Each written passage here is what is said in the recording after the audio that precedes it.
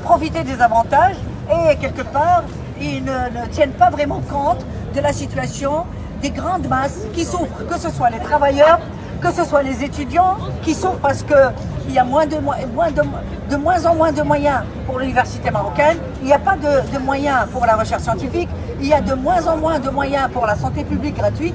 Maintenant, vous êtes obligé de payer si vous voulez vous faire soigner, vous êtes obligé de payer si vous voulez avoir une éducation plus ou moins de qualité, vous êtes obligé de payer pour vos enfants si vous voulez les envoyer dans les universités étrangères pour avoir une formation comme il faut. Mais ce que l'on voit, malheureusement, nous sommes dans un monde qui est injuste parce que c'est le monde de la financiarisation de l'économie. C'est un monde où la vraie valeur devient le profit et toujours plus de profit. Il n'y a plus de possibilité de partage des richesses. Il n'y a plus de respect de l'être humain, de son frère être humain. Il n'y a plus de respect de la nature. Donc aujourd'hui, je pense que notre combat, c'est un combat qui doit nous unir tous pour un monde plus juste. C'est vrai qu'aujourd'hui, l'impérialisme capitaliste peut-être commence à avoir son déclin. Et nous avons peut-être de nouveaux équilibres qui se dessinent à l'horizon. Et là, il ne faut pas qu'on reste là à regarder ce qui se passe. Il faut qu'on soit acteur de ce changement pour qu'il y ait de la place pour la dignité humaine là où elle se trouve, sans racisme, sans discrimination, où la vraie richesse, c'est l'être humain. Et je vous rappellerai quelque chose. Vous savez que l'homme le plus ancien a été trouvé dans la montagne d'Irroud au Maroc. Et ça date de 300 000 ans. Donc nous, on a peuplé le monde. Aujourd'hui, qu'on ne vienne pas nous dire « vous êtes responsables en tant qu'émigrés de nos problèmes, rentrez chez vous ». Chez nous, c'est ici, c'est là-bas. Chez vous, qui nous dites que ici, c'est pas chez nous, c'est ici et c'est là-bas aussi. Donc le monde nous appartient et nous devons vraiment reconstruire les valeurs de la fraternité humaine, de la solidarité, pour profiter des richesses, pour profiter de la vie. On a tous droit à vivre heureux, à vivre dans la dignité. Et c'est pour ça qu'aujourd'hui, même si on a des institutions qui dénoncent les déséquilibres, les inégalités, il faut qu'on soit présent pour changer ce monde. Et le vrai changement, c'est garantir l'immunité de nos pays, c'est construire la démocratie, c'est nous aider à construire le Grand Maghreb. Nous, ça nous intéresse le Grand Maghreb. Les Algériens, les Tunisiens, la Libye qu'on a détruit, l'Irak qu'on a détruit, tout ça. On a besoin de construire des solidarités dans le Sud pour pouvoir négocier avec l'humanité au Nord, comme quoi on est tous des êtres humains et que nous avons tous droit à la dignité et au travail et à vivre heureux. Merci. Oui, Madame Monique, puis-je vous poser une question? Je préfère la poser en arabe si ça vous dérange.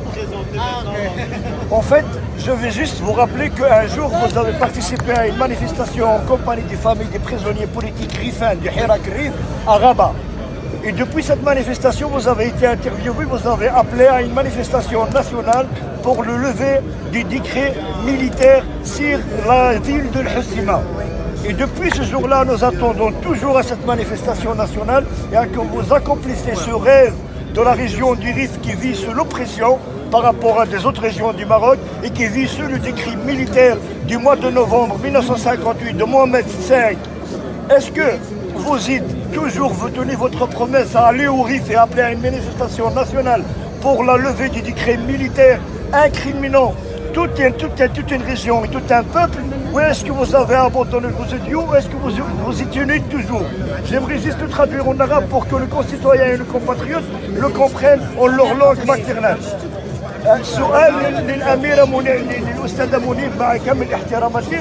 في يوم من الأيام أظن في سنة 2019 أو 2020 شاركت في مظاهرة مع عائلة المعتقلين وكان حاضر الأب ناصر الجزافي وناديت من داخل المسيرة إلى الدعوة وطنية في مدينة الحسيمة من أجل رفع ظاهرة العسكرة.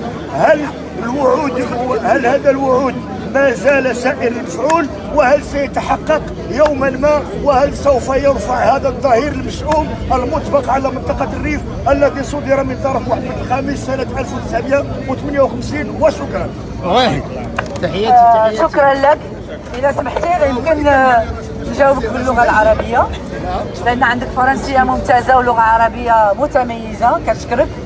أولا حنا في الحزب الاشتراكي الموحد بغيت نذكر بها نمارس قناعات ونحب بلادنا ونحب شعبنا ونحب الإنسانية كلها ونحن ضد الظلم أينما وجد وكان ونحن هنا لنصرة الشعوب المستضعفة ونعتبر بأن الريف ونحن احتفلنا قبل بضع سنوات 100 سنة لمرور معركة أنوال الخالدة التي قادها مولاي محمد الخطابي، عبد الكريم الخطابي، والتي أصبحت مدرسة تدرس في العالم.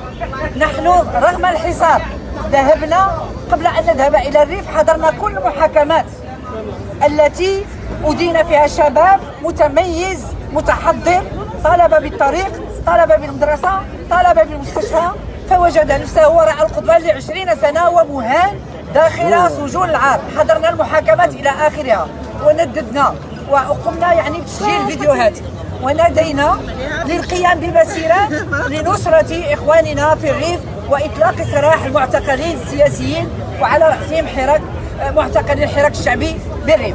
وذهبنا رغم الحصار إلى مدينة الحسيمة، وعقدنا اجتماع مجلس المكتب السياسي هناك، وأخرجنا نداء الحسيمة، والتقينا بالعائلات، وأخرجنا نداء المواطنة. وبعد ذلك داخل البرلمان قدمنا العديد من الأسئلة، وطرحت بنفسي مقترح قانون للعفو العام، الامنيستي فو امنيستي لي جون، لأنهم لم يقوموا إلا بالمطالبة بحقوقهم والرفع التهميش على منطقة الريف. هذه المنطقة